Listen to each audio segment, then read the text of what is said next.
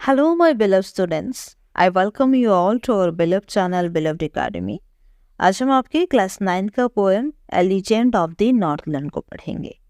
देखने से ये काफ़ी लंबा पोएम है, लेकिन असल में ये बहुत ही छोटा और एक मज़ेदार पोएम है। एक कहानी है जहाँ पे ये कहानी बताती है कि एक औरत थी, वो बहुत ही लालची थी। सेंट पीटर को उन्होंने केक नहीं दिया। उनको लगता है कि जब भी वो केक देने वाली होती है, वो केक उनको लगता है बहुत बड़ा है, ये नहीं देंगी वो।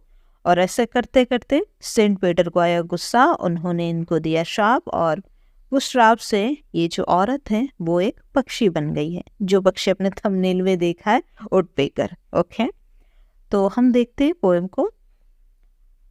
पोएम का नाम है लेजेंड ऑफ द नॉर्थलैंड। तो नॉर्थलैंड वो जगह है जो नॉर्थ पोल के पास होता है, वैसे बेसिकली उसको नॉर्थलैंड ऐसे कहा जाता है। तो सबसे पहले स्टेंजा में लिखा है,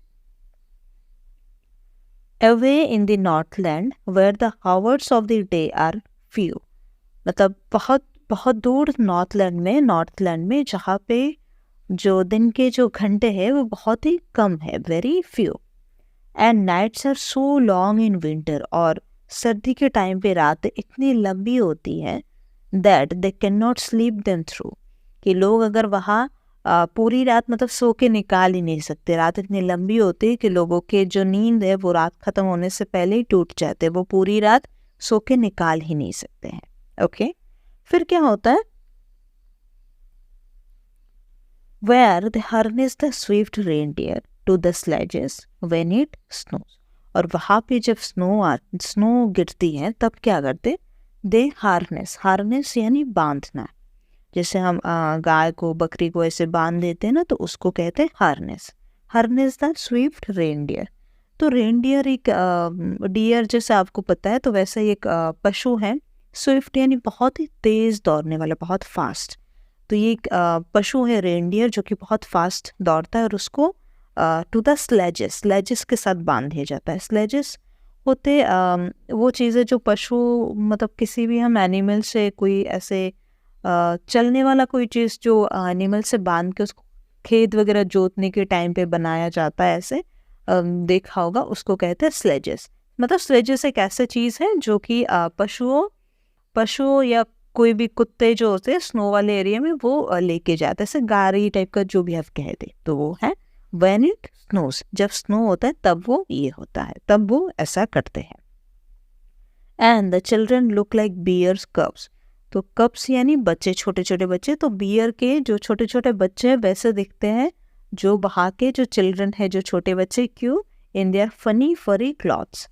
जब वो फरी यानी ऊल से बनाए हुए उन मतलब ठंड में जो कपड़े पहनते हैं, स्वेटर वगैरह ऐसे, वो बहुत ही फनी है और बहुत ही फरी है, तो वो लोग बियर के कब्स जैसे दिखते हैं।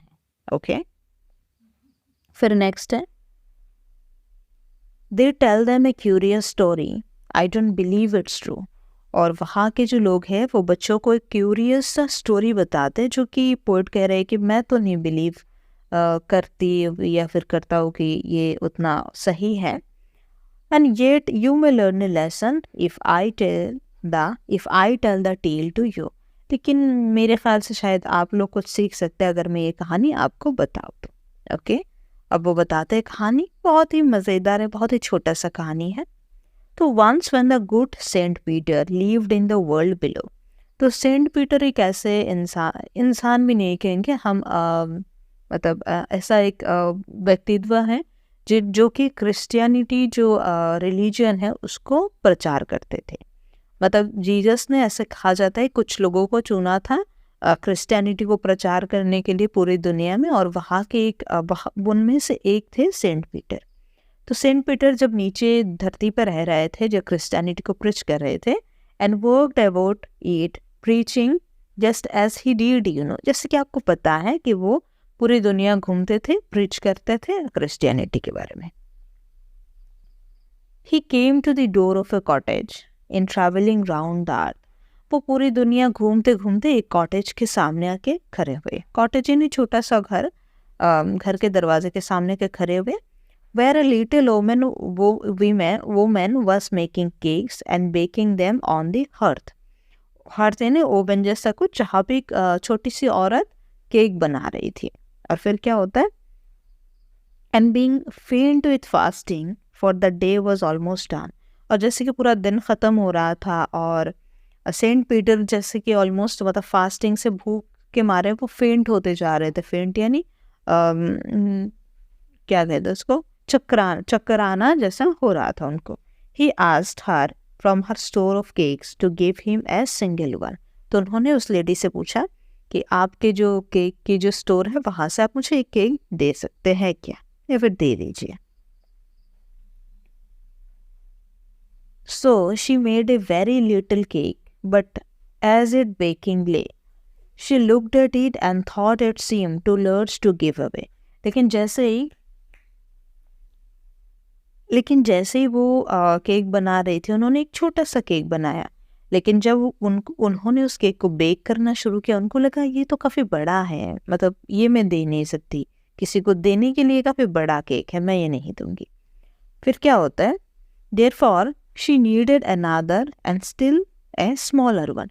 तो फिर उन्होंने फिर से दूसरा एक और बनाया जो कि और ज़्यादा छोटा है, but it looked when she turned it over as large as the first had done. लेकिन जब उन्होंने घूम के देखा ये कैसा बना, ये भी पहले के जितना बड़ा ही था। ओके अब था, then she took a tiny scrap of dough. तब उन्होंने जो डो है, आटे का जो डो है, उससे एक छोटा सा वो लिया, पार्ट लिया, एंड रोल्ड फ्लैट। और उसको रोल करते करते एकदम फ्लैट बना दिया।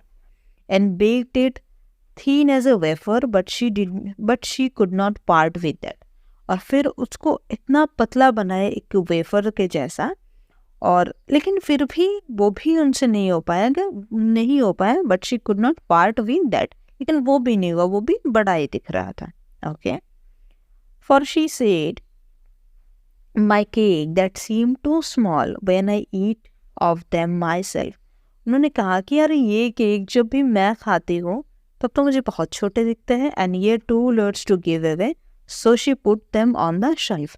लेकिन जब मैं देने वाली हूँ तब ये इतना बड़ा क्यों दिखता है और बड़ा क्यों लगता है, ऐसे बोल के उन्होंने फिर से इसको शेल्फ पे रख दिया। Okay, then the good saint Peter grew angry. तो ये जो सेंट पीटर गुड है, अच्छे इंसान है, संत आदमी है, लेकिन उनको भी गुस्सा आ गया। For he was hungry and फेंट, क्योंकि वो बहुत भूखे थे, उनको चक्कर आ रहा था। And surely such a omen was enough to provoke in saint. और वैसी एक औरत जो इतनी लालची है, ऐसा उसका नेचर है, वो किसी भी संत आदमी को प्रोवोक करने के लिए अनाफ है। मतलब प्रोवोक यानी क्या कहते हैं उसको, उत्तेजित अगर, या फिर भड़काने के लिए अगर हम कहें तो भड़काने के लिए काफ़ी है। And he said you were too far selfish, you are far too selfish to dwell in a human form, to have both food and shelter and fire to keep you warm। तो वहाँ पे जैसे ठंड का time था तो उन्होंने कहा कि तुम बहुत ही ज़्यादा सेल्फिश हो एक इंसान बनने के लिए, और तुम्हें जो ये खाना, ये जो शेल्टर और ये जो आग मिल रही है ना इस सर्दी में गर्म रहने के लिए, इसका तुम्हें कोई हक नहीं। Now you shall build as birds do. अब तुम्हें वैसे काम करने होंगे जैसे पक्षियाँ करती हैं। And shall get your scanty food.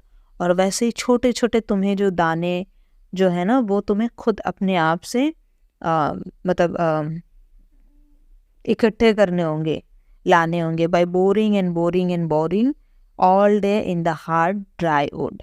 तो बोरिंग यानी ऐसे मतलब पैर में से टक टक टक टक टक टक करते करते करते जो वुड पीकर है वो जो ऐसे करती है, तो वैसे करके तुम्हें बहुत ही सेंटी, बहुत ही कम अमाउंट का खाना तुम्हें मिलेगा। Okay, then she went up through the chimney never speaking a word. और फिर वो एक शब्द भी नहीं बोल पाई और चिमनी के थ्रू वो बाहर चली गई।